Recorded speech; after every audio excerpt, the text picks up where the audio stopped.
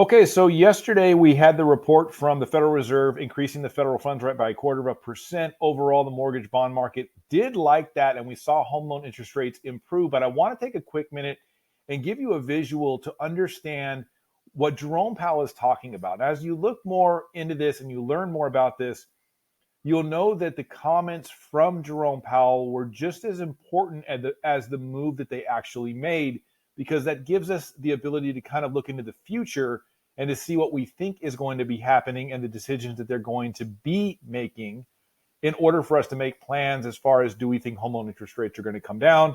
Are they moving in the direction that we want to see them move?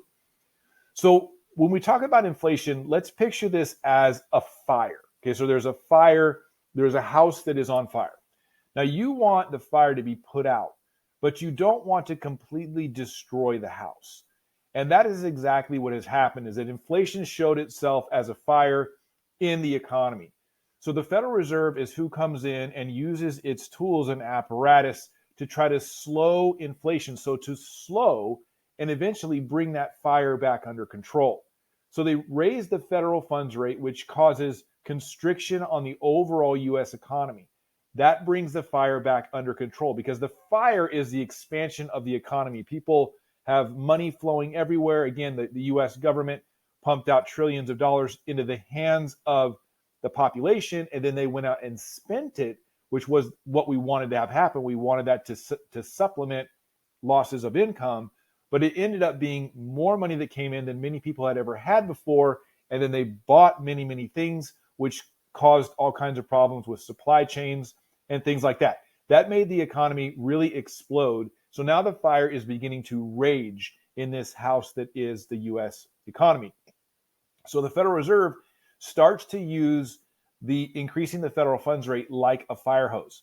It sprays that fire hose, and as it's doing this, it's waiting to see what the reaction is. Is there enough water flowing to begin to put the fire out?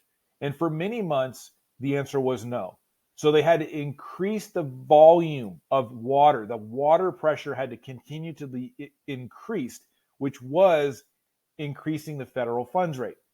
Now, they keep on bringing it up, and they started to increase that pressure by tremendous amounts, 0.75% at a time, which is a very large increase to the federal funds rate at any one time.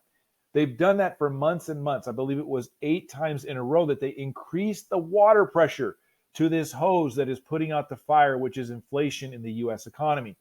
Now, the good news is that in listening to the comments from Jerome Powell, he basically affirmed that he believes that now they have increased the volume. They've increased the water pressure to the point that they're now seeing this fire it's not necessarily shrinking that much yet, but the fire is not growing. Okay, so that was the first thing, was this fire was just continuing to grow even though they were spraying water on it.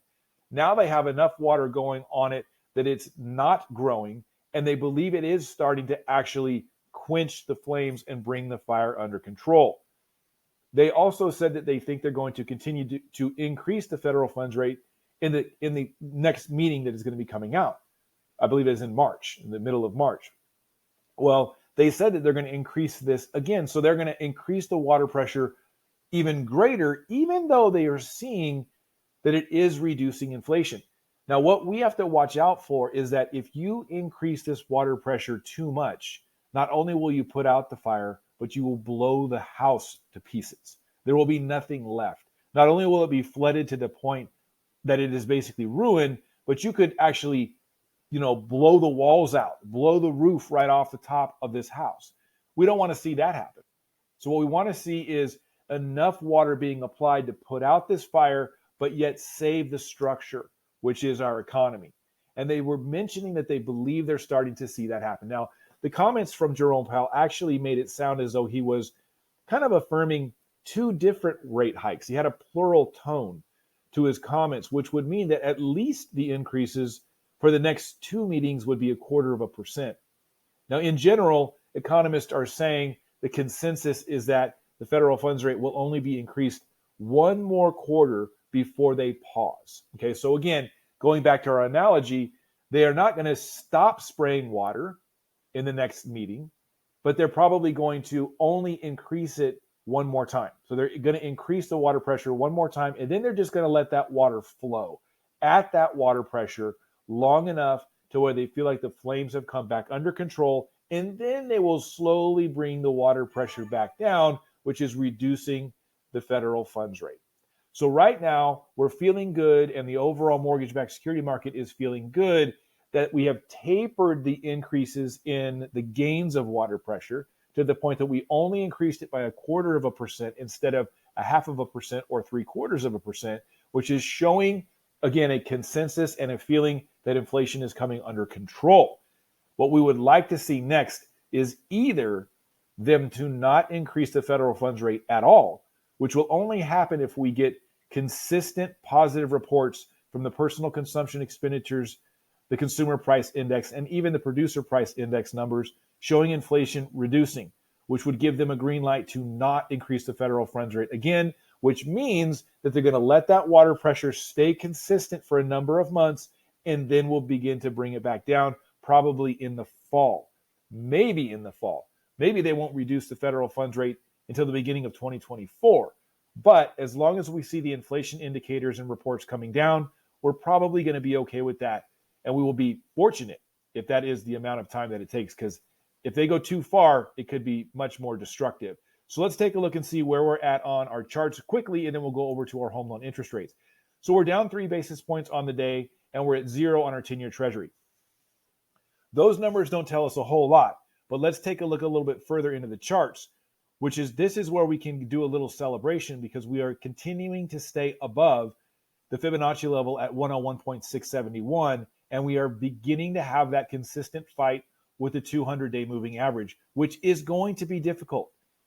I would say that it may take a while before we can consistently get above this 200-day moving average because it is such a strong ceiling of resistance. It is the strongest ceiling that we face when it comes to averages and moving averages.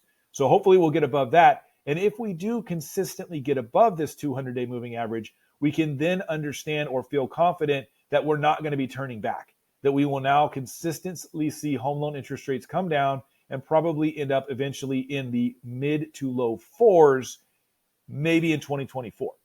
So let's take a look and see where we're at on the 10-year Treasury, because that is going to also support our thought process. The 10-year Treasury also is sitting right at the 200-day moving average for the 10-year Treasury.